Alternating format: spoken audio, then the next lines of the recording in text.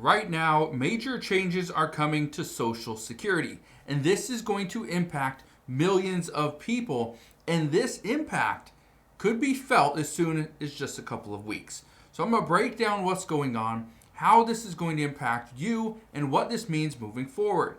I do want to come out and say that the Trump administration is looking at making a massive change that could impact those that are somewhat disabled. So I'll break that down in just a moment, but let's get started because again, these things are happening and impacting millions and millions of lives. Look at this right here. It says, Trump plan would limit disability benefits for older Americans. Now, how exactly would this work and what is his plan? Well, let's get right into it. It says right here, the Trump administration is preparing a plan that would make it harder for older Americans to qualify for Social Security disability payments, part of an overhaul of the federal safety net for poor, older, and disabled people that could result in hundreds of thousands of people losing benefits, according to people familiar with the plans. Now, we've seen stuff like this before. The hard part with this, and again, if you are not on disability, then you're probably thinking, well, this doesn't impact me. Okay? I'm not impacted by this, but here's the thing. The Trump administration said they wouldn't touch Social Security. It says, despite campaign promises, White House eyes new changes to Social Security and Medicare. We know the changes are coming. So for people that think that, oh, President Trump said he does not want to hurt people that are retired on Social Security, receiving Medicare, he doesn't want to hurt them. The concern, though, is if we don't make changes to some of these programs, they might not be around in the next 8 to 10 years. And so that's why, according to reports, President Trump is getting more pressure to make these changes. I want to keep reading this, though, and then we'll get to the next one that's going to be impacting you in just the next week or so. Look at this. It says, the Social Security Administration evaluates disability claims by considering age, work experience, and education to determine if a person can adjust to other types of work. However, older applicants, typically over 50 years old, have a better chance of qualifying for the Social Security disability payments because their age is factored into it and it's treated as a limitation of what they can do. Okay, well, this is where things get interesting because this is the big change. Look at this. It says, but now officials are considering eliminating age as a factor entirely or raising the threshold to age 60. First off, there's been a lot of talk on this of let's just eliminate age because age shouldn't be a factor. Well, in some cases it is.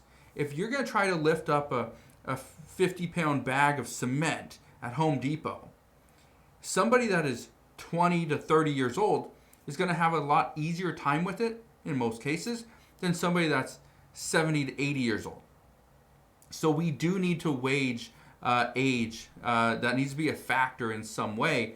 But then this is the other one. It says, or raise the threshold to age 60. And that's a possibility as well. And according to reports, that is more likely. Okay? It says, according to 3 people familiar with the plans who spoke on the condition of anonymity to share private discussions. They also plan to modernize labor market data used to judge whether claimants can work, replacing an outdated jobs database that includes obsolete occupations such as nut sorters and telephone quotation clerks. Okay, so simply what they're talking about there is if somebody is working as a, let's say a receptionist, they get laid off, they have a disability, and they can't work as a receptionist anymore. Right now, they're still, well, can they work as a nut sorter? Can they work as a telephone quotation clerk, according to the Washington Post? Possibly. And if they can, well, their claim for disability would be denied. That's kind of where we're at. So, again, interesting change. That's something that they're considering. That's something that the Trump administration is going to hear out. And he wants a plan. Because at the end of the day, what the Trump administration or Republicans want, They want people working.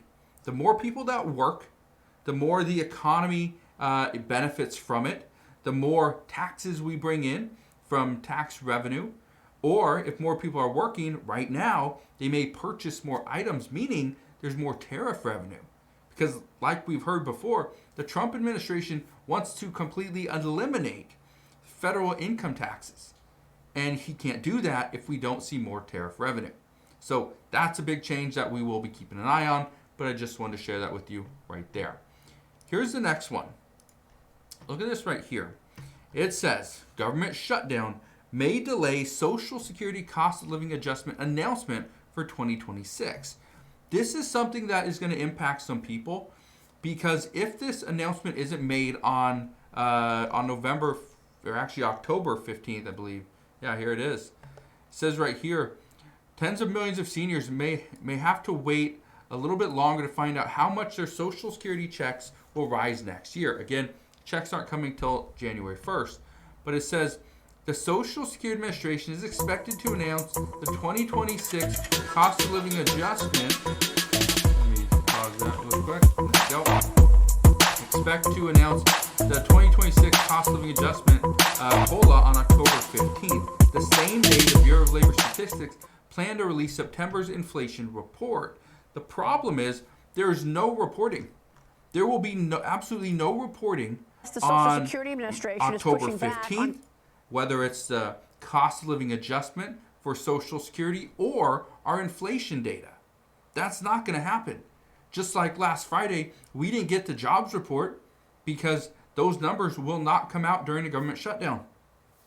So here we are. We sit here and we wait. Now, why am I bringing all this to your attention? A couple of reasons. Number one, a lot of people look at their expected cost of living adjustment for how much they could, or how much they're going to get come January 1st. That's going to dictate how much they could potentially spend, because many seniors are pulling money from savings. And I remember talking to many people about this before, is that seniors will look at their projected benefit amount for January. And they see, okay, I'm going to get this much. I'm going to get an additional, $50 to maybe $100. Okay, so if I get that and I got a couple extra $100 in the bank right now, okay, I should be good. I can spend and I can buy, our grandkids this gift for this holiday season. I can go and I can buy that ham for Thanksgiving. I can do that now because I have a little bit extra money. That's what a lot of seniors are looking at. And if you are currently receiving benefits, and this is something that you look at every single year, and you just wait to see how much is your additional benefit amount going to be come January 1st, let me know down in the comment section below. Because I think a lot of people don't realize that even though the amount doesn't show up until January, everybody's still looking at that increase.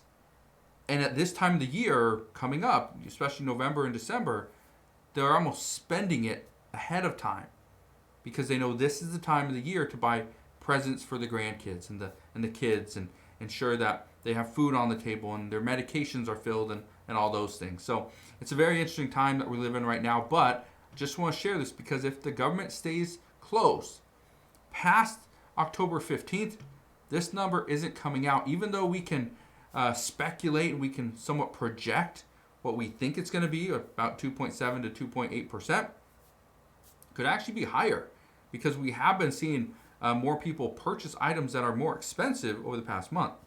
So we'll see what happens once that time comes, but that's in 10 days. So in just 10 days, we're either going to know the cost of living adjustment for 2026, or the government is still shut down and is going to impact millions of people. So we'll see, but that is what we know as of today. So again, thank you guys for watching. Consider subscribing, and I'll see you guys on the next one.